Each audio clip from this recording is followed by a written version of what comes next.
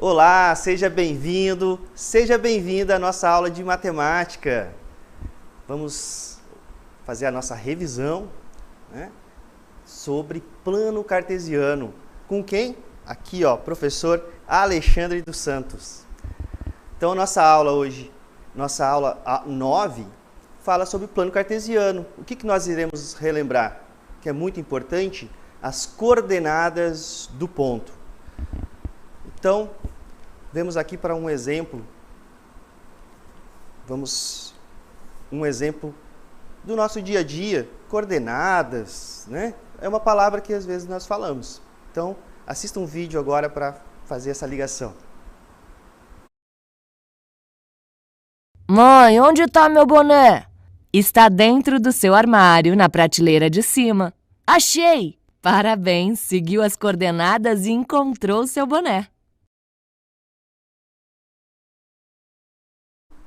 Muito bem, as coordenadas, você seguiu as coordenadas. Então vamos falar mais um pouco de coordenadas e lembrar do plano cartesiano agora. Venha comigo. Qual a importância da localização? Vamos lá, ó. Veja uma estrada onde há a cidade A e a cidade B. E um posto de gasolina, muito importante, né? Você está andando com o seu veículo e precisa abastecer. Agora nós temos aqui a estrada. Aqui nós temos, então, cidade A, cidade B. E vejam que nós temos uma escala aqui. Cada tracinho, temos aí a distância de 20 quilômetros. Então, a gente já sabe que da cidade A para a cidade B, nós podemos aqui já identificar 20, 40, 60, 80 quilômetros, né? Então, podemos dizer que a cidade A e a cidade B estão distantes 80 quilômetros. Agora, e o posto de gasolina? Não, né? Não podemos dizer ainda onde ele se localiza.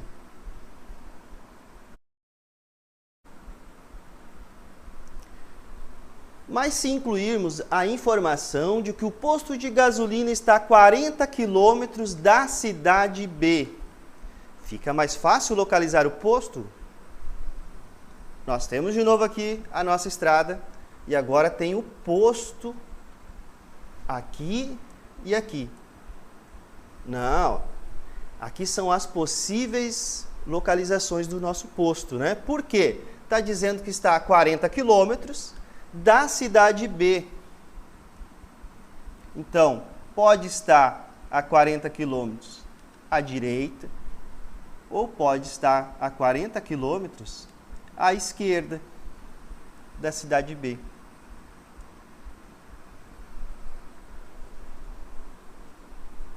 Então, ainda não temos a localização, né? Então, além da distância, devemos também indicar a direção, né? Horizontal, vertical. Vejam aqui, ó. Direção. Qual a direção? Horizontal, né? Ou vertical. Vertical. Ok? Fácil, né? Vamos limpar aqui. E o sentido para a direita e para a esquerda. Lembrando sempre que direita e esquerda, né? Às vezes a minha direita, se eu estou de frente para você, é a sua esquerda. Então, tem que tomar sempre esse cuidado. Vejamos aqui, ó.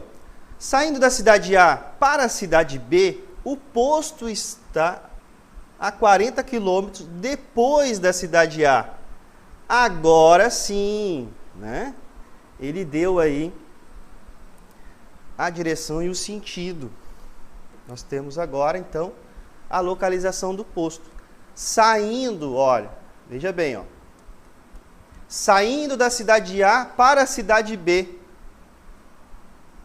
ele está a 40 quilômetros depois da cidade A. Então, você está saindo daqui para a cidade B. Está a 40 quilômetros. Lembrando aqui que são 20, 40, e nós temos a localização do posto. Ok? Fácil, né? Olha um outro aqui exemplo, gente. Do SARESP, né? Sistema de Avaliação de Rendimento Escolar, lá de São Paulo. Observe a figura abaixo. Em qual posição está a roda da frente do carro? Aqui nós temos um outro, né, sistema aqui de localização. Ó. Nós temos aqui esses quadrados, né? 1, 2, 3, 4. Né?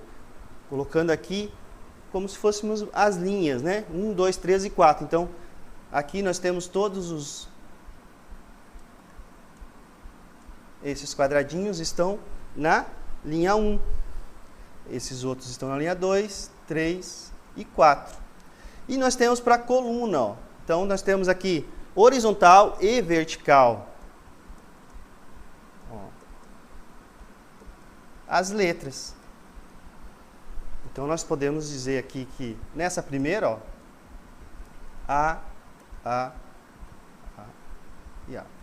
Então, e assim sucessivamente, né? Agora vamos localizar, então, a roda que está da frente, né? A roda dianteira.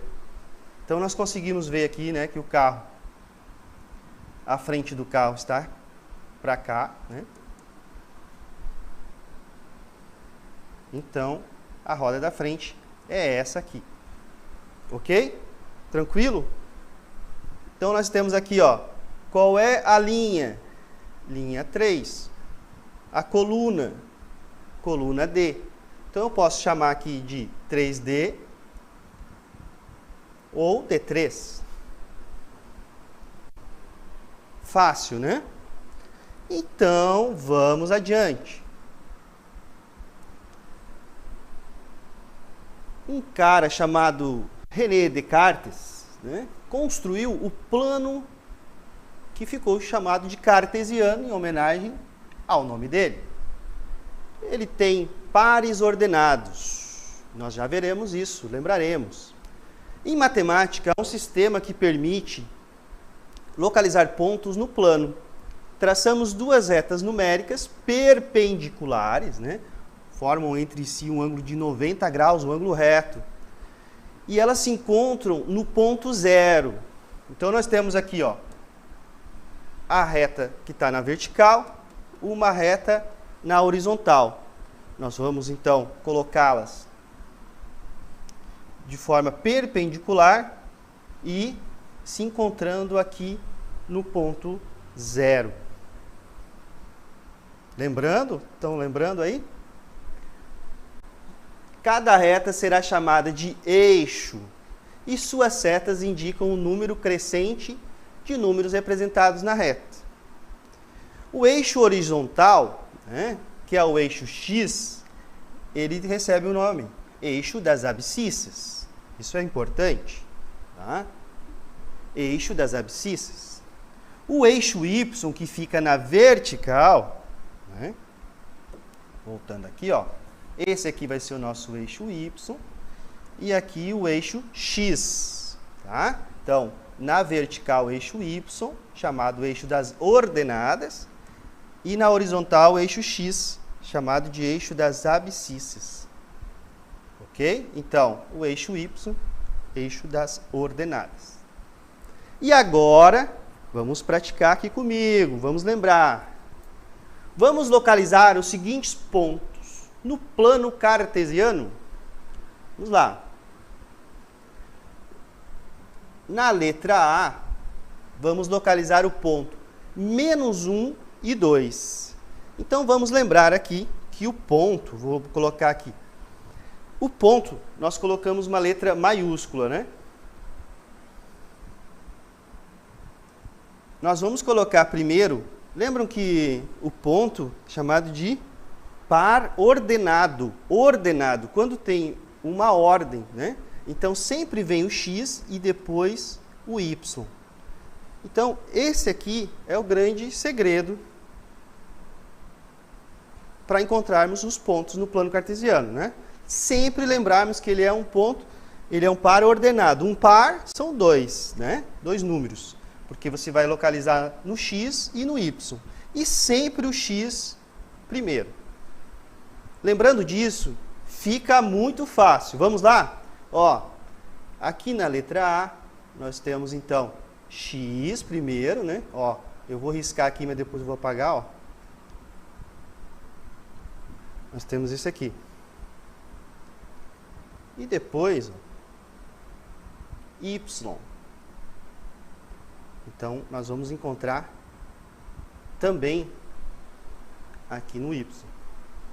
Tá? Então, olha só. Vamos encontrar aqui o primeiro ponto. Ponto menos 1 e 2. Vejam que eu coloquei de vermelho ali. O menos 1 é no x. Então, você vai encontrar o x. O x vai estar sempre na horizontal. Onde está o menos 1 aqui? Está aqui, ó. Tá? Vamos fazer. E o y, o 2. Então, você vai encontrar o 2 do y. O 2 está aqui. O que você vai fazer? Você vai traçar aqui, ó, pontinhos.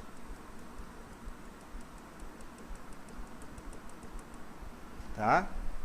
De forma que nós temos aqui do menos 1 do x. E no 2, ó, vai sair também do 2 uma... Para encontrarmos aqui, ó, lembra que sempre na perpendicular, ó. No encontro dos tracinhos aqui na perpendicular de cada eixo, nesse encontro nós teremos o nosso ponto. Então, vou colocar aqui agora o nosso ponto.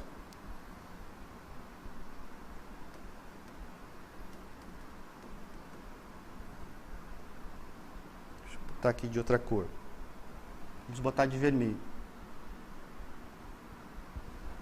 Nós temos aqui, então, ponto menos 1 e 2. Tá? Vejam que não temos aqui, né, nas nossas alternativas, a letra, né, o nome do ponto. A gente coloca uma letra maiúscula. Nesse caso aqui, eu dei um exemplo no ponto P. Então, vamos agora aqui para o B. O B, eu vou reescrever aqui do lado, ó. Lembrando que eu botei de vermelho 2, é o x, né? E 4 é o y. Então, vamos lá, ó. 2 no x. X, gente, ó, sempre na horizontal. Tá? O 2 no x, eu vou voltar aqui para não ficar... O 2 no x está aqui. Ok? E o y sempre vem depois, é o 4. Cadê o 4 no eixo y? Está aqui, professor. Muito bem. Então, lembra, ó, o 2 e o 4. E nós vamos colocar aqui o ponto. Vou botar outra cor para ele.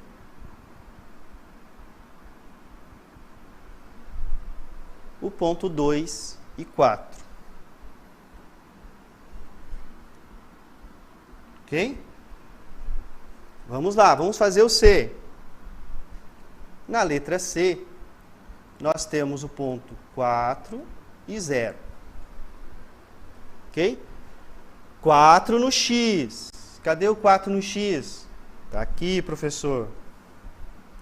E o 0?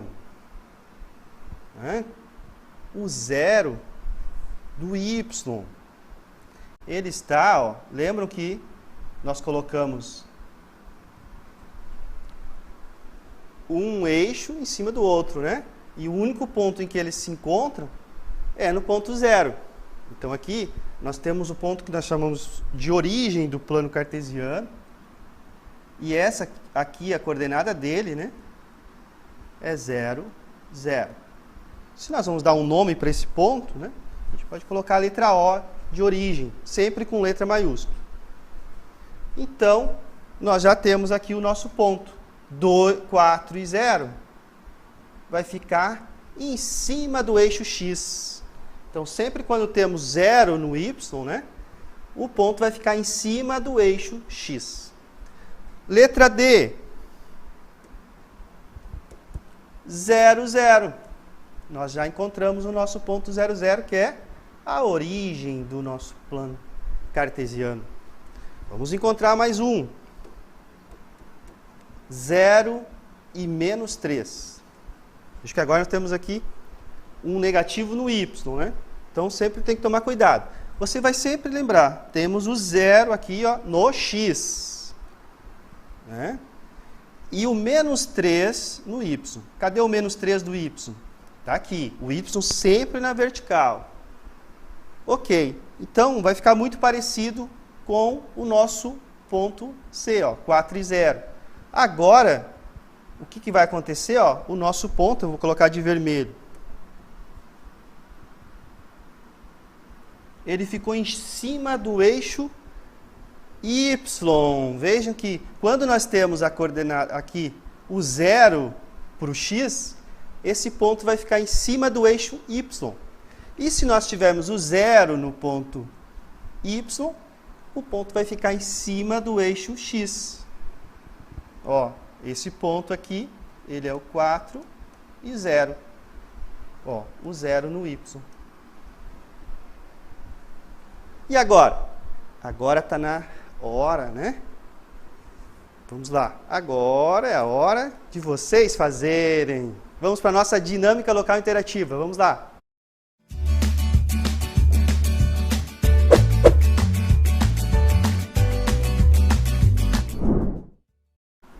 Muito bem, temos aí a nossa questão número... só vamos ter essa questão, tá? Só tenho 2 aí, mas é a questão 1. Localize cada ponto no plano cartesiano, ligue os pontos e verifique que figura será formada. Muito bem, daqui a pouquinho voltaremos.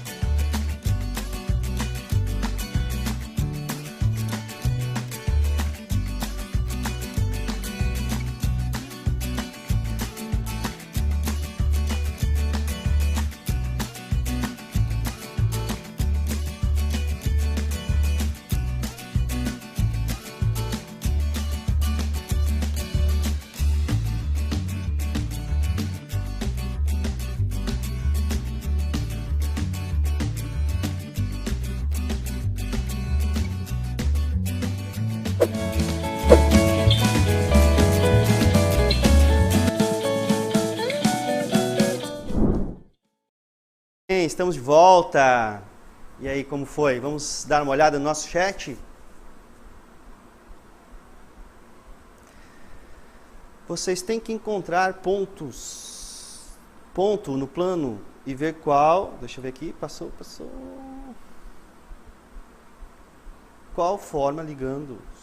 Deixa eu ver, vamos lá, tá passando muito rápido aqui, não consigo. Você tem que encontrar os pontos no plano cartesiano e ver qual forma ligando os pontos. João Lucas, isso mesmo. Primeiro encontra os pontos e depois ligam os pontos, né? E digam aí qual é a forma que você encontrou. Vamos ver mais. Formou um quadrado aí para alguém. Passou muito rápido, não consegui visualizar. Uma caixa. Jordan. Victor. Ainda não conseguiu. Não sei nada. Não. Sabe muita coisa, Victor. Você sabe muita coisa. Você só ainda não compreendeu como achar um ponto no plano cartesiano, coisa que você vai aprender. E não aprendeu ainda, nem te preocupa. Vai aprender daqui a pouquinho, porque agora eu vou fazer a correção, tá? Preste atenção aí. Um aviso para vocês também. Bem, vocês têm os professores que ficam ajudando, né, no chat privado. Professores de matemática. Meus colegas, estão todos lá ajudando vocês aí. Nesse momento, vocês tentam fazer, tá? Aí depois, quando surgir a dúvida, professor, não entendi o que é esse X, o que é esse Y, o que é isso. Aí fale lá com o professor que está no chat privado esperando você, tá bom? Mas antes, tente fazer, tá? Aqui na Ana Cecília, formou um quadrado não fechado. Tudo bem, vamos já analisar isso aí. O Augusto disse que formou uma estrela, professor. Isso aí, olha, a professora Deísa, né, nos acompanhando. Olha, a Sabrina falou, esse cara é legal, muito obrigado. Não sei se sou eu, provavelmente sim. Eu entendi muito bem, Ana Caroline. Muito bom, mas quem não entendeu, como eu falei, não se preocupa, que daqui a pouquinho você vai entender. E se não entender, vai mais pra frente, a gente vai tentando. Eu sei que você vai compreender sim. Até porque, quando a gente ainda não entendeu, parece difícil. Mas não é difícil, é fácil. Olha, a Raica Costa, né, estava explicando lá como é, está me ajudando também, ajudando os meus colegas professores, né, dizendo passo a passo, ó, você procura o menos 5, traça até o 5 nas colunas X e Y. Ela ainda fez a pergunta, é assim? Né? Exatamente, se o menos 5 está no primeiro, né, o primeiro número que aparece dentro do parênteses, ele se refere, né, ao X. Então, o professor explica muito bem. Muito obrigado mesmo. Venha comigo agora, vamos fazer a correção.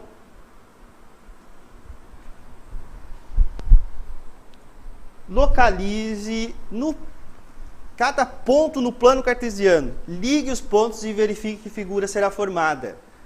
Vamos lá agora. No ponto A, nós temos, então, né, na letra A aqui, né, 0 e 4. Lembrando que esse ponto não teve um nome, né? Não teve um nome. Quando nós nomeamos um ponto, a gente dá letra maiúscula para ele.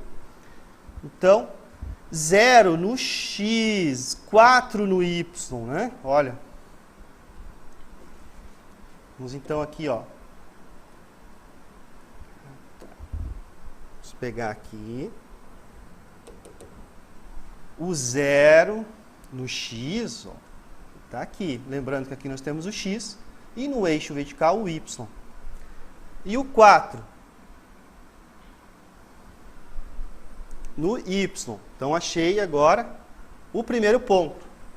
Nós temos, então, ponto aqui na letra B. 4 e menos 4. O 4 no X, ó, e menos 4 no Y. Temos aqui, vou apagar para não... 4 e menos 4. Menos 5 e 2. Menos 5 no X e 2 no Y. Agora nós temos o ponto 5 no X, 2 no Y. o ponto menos 4 e menos 4. E encontramos os nossos pontos. Agora, vamos ligar. Vou pegar aqui. Você pode ligar, né? Aqui. Assim. Deixa eu voltar aqui. Aqui. Aqui. E aqui. Ligando assim, nós temos aí, né? 1, 4 e menos 4, né? 4, 5 e 2, isso.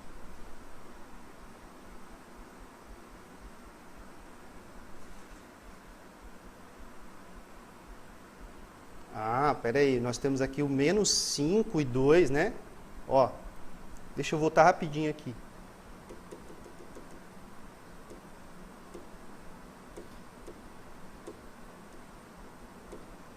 Esse ponto aqui, menos 5 e 2.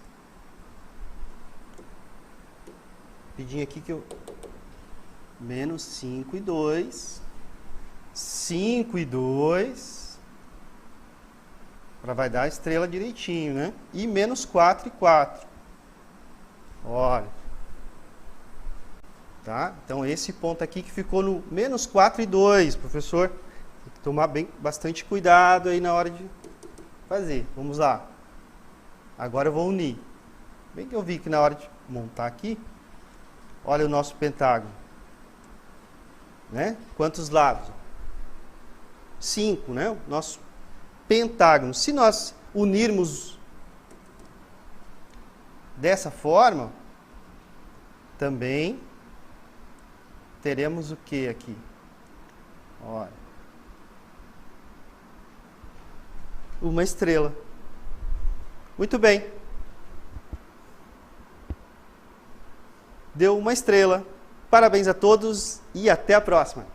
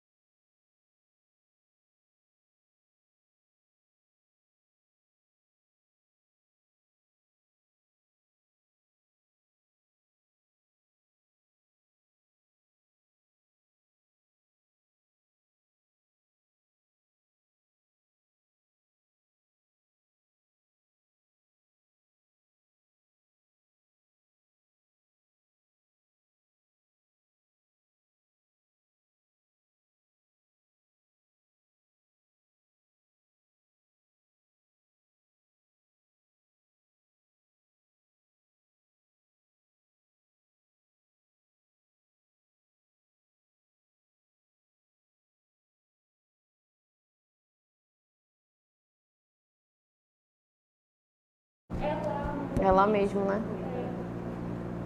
Estranho, né?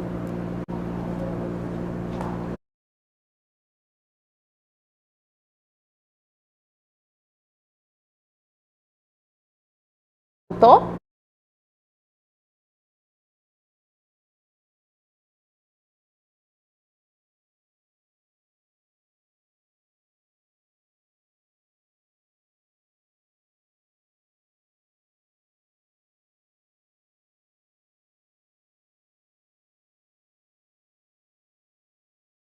Olá, alunos aí do nosso primeiro ano.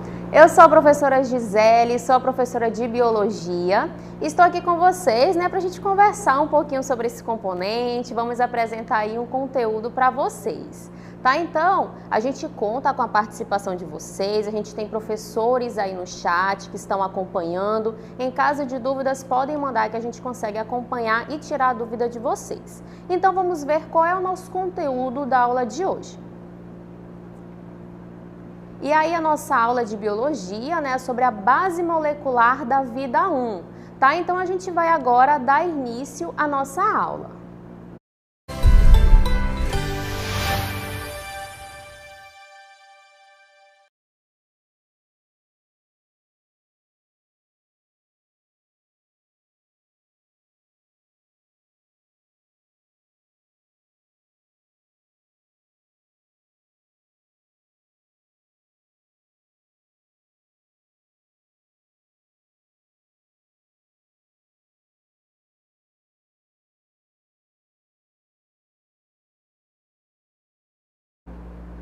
Bom, então nós vamos falar, né, sobre a base molecular da vida. E aí a gente vai iniciar falando sobre uma que é muito importante e que ela está presente ali em qualquer situação da nossa vida, né? Quando a gente vai tomar um banho, quando a gente está com sede, toma um copo com água, quando a gente vai preparar ali algum alimento, né? Então a gente está falando aí da água, né? Então vamos observar que a água, ela é a substância mais abundante dentro e fora do corpo dos seres vivos, né? Então a gente consegue encontrar água em diversas situações, nos alimentos, nos mares, nos rios, nos lagos, e dentro do nosso corpo, né, a composição, por exemplo, do ser humano é cerca de 75% de água, sendo que essa quantidade ela muda, né? Um bebezinho, por exemplo, ele tem uma quantidade de água no seu corpo ali proporcional bem maior do que um idoso, né? Então, com o decorrer ali do tempo, da vida, a gente vai perdendo um pouquinho dessa água. E aí o surgimento e a manutenção da vida no nosso planeta estão ali associados à água, né? Então aí a gente fala também sobre a importância, né? A importância de não desperdiçar a água, a importância em não poluir, né? De a gente preservar mesmo esse bem tão precioso e que ele é vital na nossa vida. E aqui, né, a gente tem a representação do uso dessa água, né? A gente depende dessa água, e aqui a gente tem essa imagem com a molécula de água, né? Então a molécula de água ela é bem conhecida, né? Eu acho que todo mundo já escutou o H2O. Então por que que é H2O? Porque ele apresenta aqui, ó, dois átomos de hidrogênio representados aqui pelo símbolo H desse átomo e um átomo de oxigênio. Tá? Então, ele apresenta aí essas características, tá? A molécula de água vai apresentar 2 de hidrogênio, por isso que tem esse 2 logo ao lado do H, e uma molécula de oxigênio, tá bom? E aqui a gente traz para vocês também essa representação, tá? O oxigênio, ele fica, né, aqui acima e os hidrogênios abaixo. Uma característica bem importante dessa molécula é que ela é polar. O que significa dizer que é uma molécula polar? Que ela apresenta polos. O oxigênio, ele tem uma carga negativa e os 2 hidrogênios aqui embaixo, ó, na bolinha em azul, ele tem a carga positiva. Tá? Então, essa composição, esse ângulo que ele forma aqui, como a gente observa, é bem importante porque ele consegue se ligar a outras moléculas de água. Tá? Então, um oxigênio ele vai conseguir se ligar a 2 átomos de hidrogênio, através das pontes de hidrogênio ou ligação de hidrogênio. E aqui o hidrogênio que é negativo, ele vai conseguir se ligar com o oxigênio, tá? Então, as cargas opostas, elas se atraem, tá? O hidrogênio ligando com o oxigênio e o oxigênio com o hidrogênio. E aqui no total dessas ligações, a gente tem aqui 4 ligações para cada molécula de água, tá bom? Então, uma característica bem importante é que ela é polar. O que é polar? Carga negativa no oxigênio e carga positiva aqui no hidrogênio, fazendo com que ela consiga realizar essas ligações. E a gente vai observar na nossa próxima imagem que a água, ela tem outras propriedades, tá? Olha só. A água, ela tem o poder de dissolução, ou seja, ela consegue dissolver substâncias. Por isso que ela é considerada um solvente universal, tá? E as substâncias que conseguem se dissolver na água são chamadas de hidrofílicas, tá? Hidro aqui vem de água. Ela consegue ter essa afinidade e se dissolver na água. E as substâncias que não conseguem se dissolver na água são chamadas de hidrofóbicas, tá? Fóbica vem de fobia, aversão, ela não consegue ter essa interação com a molécula de água. E aqui a gente tem uma imagem que representa pra gente uma membrana plasmática. A membrana plasmática é aquela membrana que envolve ali as nossas células e ela é formada por uma bicamada fosfolipídica. Né? Por que ela está aqui? Porque ela apresenta justamente essas duas partes. Uma parte que é hidrofílica, esses pontinhos aqui em amarelo que a gente observa. Então a gente já sabe que se essa parte é hidrofílica, tanto nesse meio intracelular quanto extracelular, significa dizer o quê? Que ela consegue interagir com a água. Já essa parte central aqui da nossa imagem, que a gente observa aqui, ó, ela é o quê? Ela é hidrofóbica. Então, essa parte que é hidrofóbica, ela não se dissolve, tá? Então, nessa região, não tem a presença da água. E aí, né, para a gente trazer um pouquinho para a nossa realidade, né, para a gente observar melhor como é que isso acontece, a gente consegue realizar alguns experimentos até dentro de casa. Um experimento bem simples que, se você quiser, você pode observar também. Se eu pego ali um copo com água e coloco açúcar, eu vou mexer, né, bem essa solução e aí no final o que acontece? Parece que o açúcar sumiu. Por quê? Porque essas duas soluções, tanto a água quanto o açúcar, ela é polar. Né? Então, o que significa dizer? Que ela tem essa interação, ela é hidrofílica. Mas se eu pegar um copo com água e colocar um óleo, o que é que vai acontecer? A água fica numa parte e o óleo fica no outro. E a gente consegue observar essas duas fases. Porque o que acontece? O óleo, ele é hidrofóbico, ou seja, não tem essa interação da gordura, né, do óleo com a água, tá bom? Então a gente consegue aí fazer essas observações também na nossa casa, tá? A gente coloca ali o copo com água e aí faz essa diferenciação. Vamos continuar observando uma outra propriedade da água.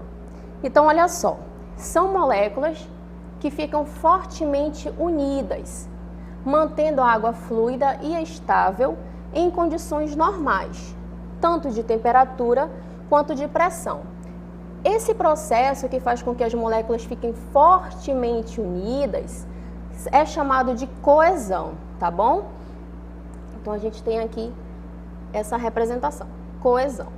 A coesão entre as moléculas de água no seu estado líquido, ela é responsável pela alta tensão superficial. E aí, para falar dessa tensão superficial, a gente tem aqui uma imagem. Né? A gente tem aqui os mosquitos, os insetos, que estão aqui, ó, por cima da água. Tá? Isso não é nenhuma mágica, nem nada que acontece. O que aconteceu aqui? Essas moléculas de água ficaram tão unidas, né, que ela forma como se fosse aqui uma barreira. E aí, como o mosquito ele é leve, ele consegue, ó, andar por cima dessa água. E esse processo é chamado de tensão superficial, que acontece devido a essa coesão, tá? A ligação dessas moléculas de água. E aqui a gente observa um outro processo, né? Uma outra propriedade, que é chamada de adesão, quando as moléculas de água tendem a se unir a outras moléculas que também são polares, tá? Lembrando que ela só se une às moléculas polares. Quando as moléculas são apolares, ou seja, os lipídios, as gorduras, ela não se adere. E aí, né, a gente tem uma propriedade que é chamada de capilaridade, que ela acontece quando tem o processo de coesão. O que é a coesão? É a junção das moléculas de água entre si, e a adesão, que é a molécula de água interagindo com outras moléculas polares. E aí, para a gente falar da capilaridade, a gente tem aqui o exemplo da fotossíntese, né? No processo de fotossíntese, a água ela é captada pela raiz aqui das plantas e ela é levada até as suas folhas. Chegando lá na folha, ela consegue realizar o processo de fotossíntese com a luz solar, com gás carbônico e também com sais minerais que são conduzidos por esses vasos. Esses vasos condutores, eles são hidrofílicos, tá? Então, o que significa dizer? Ele consegue interagir com essa água, fazendo com que ele consiga, realizar esse transporte, tá bom? Então, a gente chama isso de capilaridade. A junção das moléculas de água na coesão e a adesão, né? Quando ela consegue se ligar a outros componentes que são polares. E aí, a gente observa aqui sobre os sais minerais, que são substâncias inorgânicas, assim como a água, né? E aí eles podem ser dissolvidos em água e são fundamentais ao metabolismo celular. Aqui a gente tem alguns exemplos de sais minerais.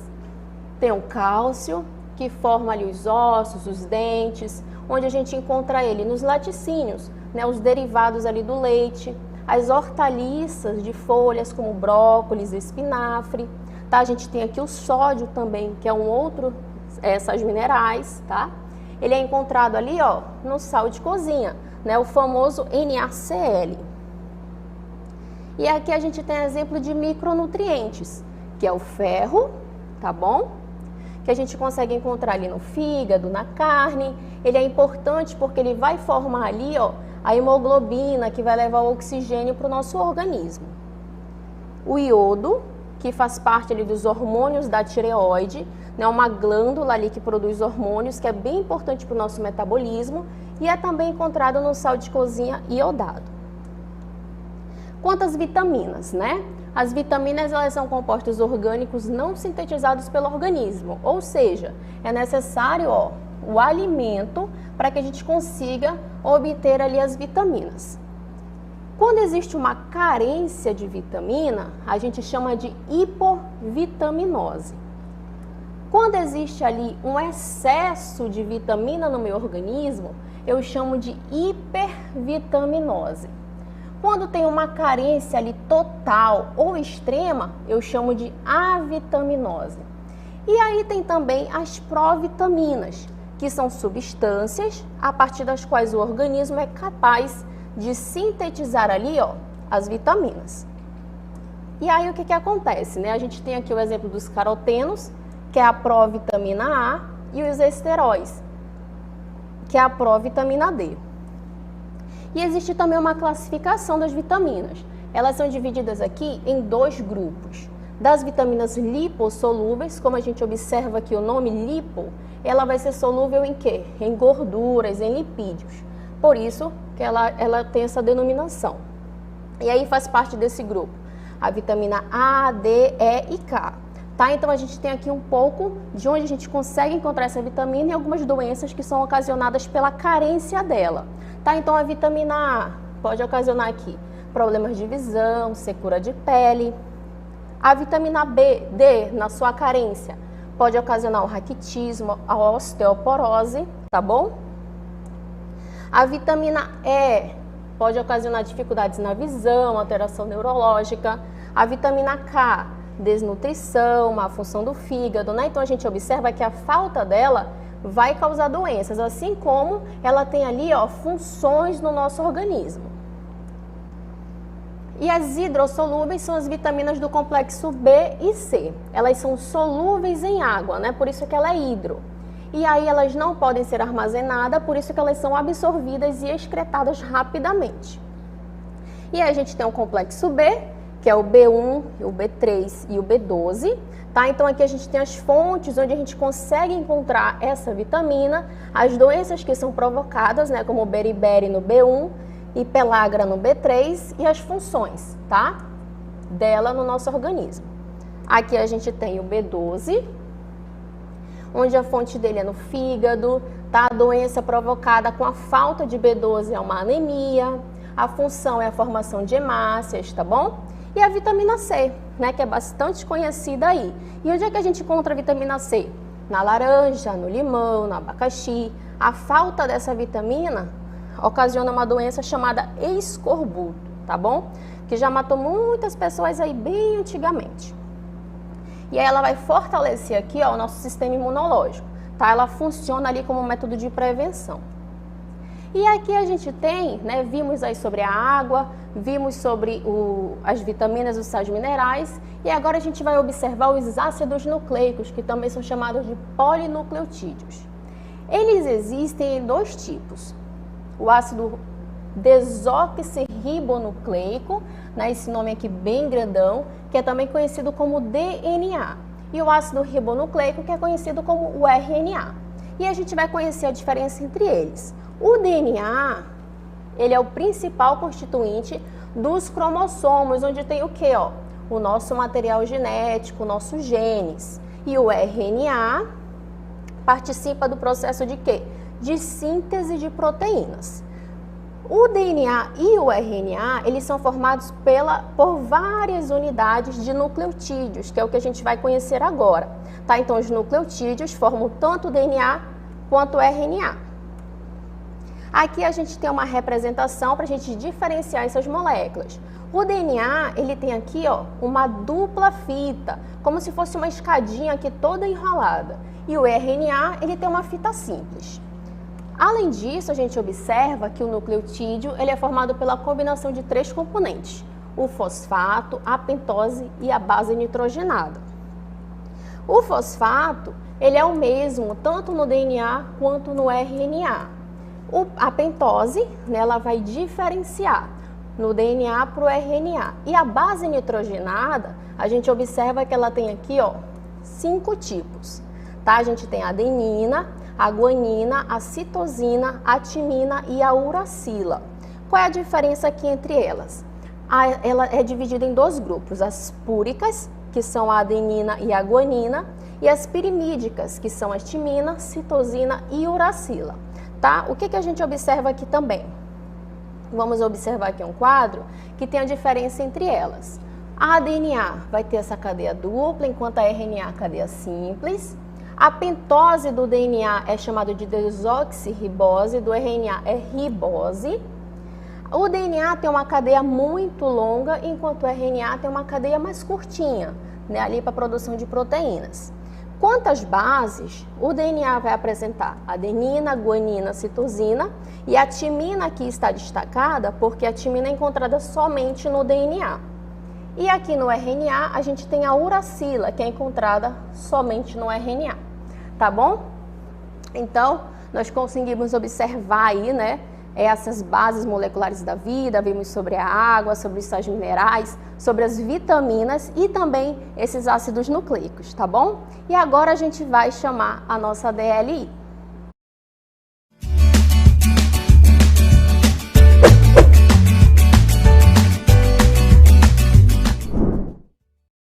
E aí nós temos a questão 1. Né, devem constar na dieta humana íons correspondentes aos seguintes elementos químicos, exceto, né? Então a gente tem aí 5 elementos químicos, somente um que não pode constar na dieta humana. E a segunda questão, a água ela é fundamental para o funcionamento do nosso corpo. Uma de suas funções refere-se à capacidade de dissolver substâncias e garantir um meio propício para a realização de reações químicas. Isso se deve ao fato de a água, né? Então a gente tem uma propriedade da água. E a terceira questão, quais são as bases nitrogenadas que formam os nucleotídeos, diferencia ali aquelas púricas das pirimídicas, tá bom? Então, uma boa atividade aí para vocês, daqui a pouco a gente retorna para fazer as correções.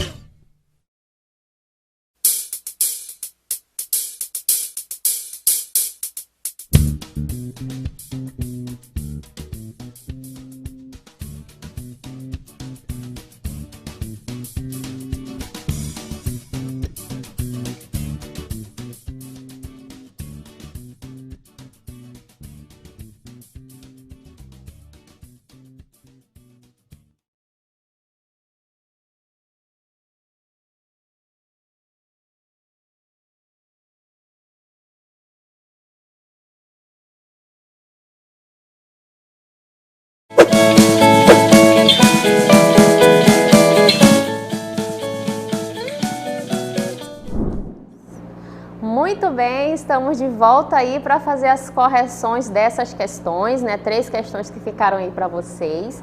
Mas antes aí de mostrar o resultado das nossas questões, a gente quer conversar um pouquinho, né? Vamos observar o que os nossos alunos escreveram aí no chat sobre essas questões.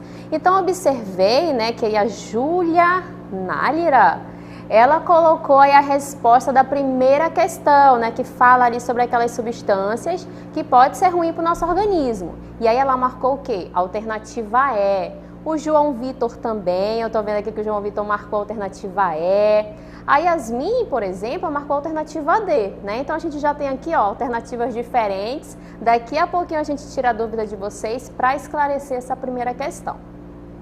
A gente tem aí a resposta da segunda questão também, né, que é a alternativa D, muitos alunos marcando aí a alternativa D na segunda questão, tá? A gente tem aí o Kelvin, o Eduardo também marcou D na segunda questão, a Alice, Luiz Miguel, né? Então, D está prevalecendo aí na questão 2, tá bom? E aí, o que mais que a gente observa, né? A gente observa ali a resposta dos alunos ainda sobre a questão 1, né? A gente tem a Ágata, que também respondeu a alternativa E, a Ariane respondeu a alternativa E para essa questão, tá bom? Então, a gente tem aqui, ó, uma sequência de respostas. Eu vi tanto da questão 1 quanto da questão 2. A questão 3, né, que a gente fala ali sobre as bases nitrogenadas, eu acredito que os alunos ainda não conseguiram responder, tá? Mas aí, caso tenham dúvidas, a gente vai apresentar aqui as respostas para vocês. Se permanecer as dúvidas, vocês podem pesquisar o conteúdo, podem perguntar dos professores, tá bom? E aí, vamos observar então o gabarito das nossas questões, né? Vamos aí para o gabarito da questão 1. Eu vi que a grande maioria que apresentou a sua resposta no chat respondeu justamente o que? A alternativa E. A alternativa E está relacionada ao mercúrio, né? Então, a gente tem aí, ó, todos os íons que foram citados, eles são essenciais para a dieta do ser humano. Ele vai contribuir em diversas funções do nosso organismo, como a gente observou na nossa aula, tá? Cada um deles tem ali uma função específica. Porém, o mercúrio que estava presente na alternativa E, ele é extremamente tóxico para nós, tá? Então, ele não pode estar presente ali no nosso organismo. Então, questão 1, resposta, alternativa E, que é o mercúrio. Quanto à questão 2, né? A questão 2, a grande maioria também acertou, né? Que eu vi lá no chat que os alunos responderam D, né? Então, a solubilidade da água, que é a propriedade que a água tem de dissolver substâncias, por isso que ela é chamada ali um solvente universal, porque ela consegue ali dissolver uma grande quantidade de solutos, né? Então, na alternativa D, estava escrito o quê? Que ela funciona como solvente, né? Tanto é que ela é conhecida como solvente universal. Então, questão 2, alternativa D. Questão 3, né? Então, na questão 3, a gente tem aí quais são as bases nitrogenadas. A gente viu que as bases nitrogenadas, elas são diferenciadas em 2 grupos, as púricas e as pirimídicas, tá? Então, a gente tem essas bases nitrogenadas, que são adenina e guanina, que são púricas, e a timina, citosina e uracila, que são pirimídicas, tá bom? E a gente tem um comentário sobre essa questão, né? Porque na formação ali da molécula de DNA e RNA, as pirimídicas, elas se unem, né, às púricas, e correspondem ali através de ligações de hidrogênio, ligações denominadas de emparelhamento de base. Uma outra característica bem importante relacionada às bases nitrogenadas é que a timina eu encontro somente ali na molécula de DNA e a uracila somente no RNA, tá bom? Então, resposta da questão 3. Púricas, adenina e guanina, e pirimídicas, timina, citosina e uracila, tá bom? Então, a gente agradece aí a participação de vocês. Eu vi que a grande maioria respondeu ali as questões, né, de marcar, a questão 1 e 2, tá? Então, a terceira questão, vocês podem observar como é que ela foi respondida, podem fazer pesquisas, caso tenham dúvidas, tá bom? A gente conta aí com a compreensão de vocês, com a participação de vocês, que é muito importante no chat, tá? A gente tem aí professores que estão acompanhando também, porque é importante a gente saber, né, se vocês estão compreendendo o conteúdo, tá? A gente agradece também ao nosso intérprete, né, o Jorge, que está aqui acompanhando a gente. E aí, vamos continuar, vamos lá com a aula do professor Alexandre de Matemática.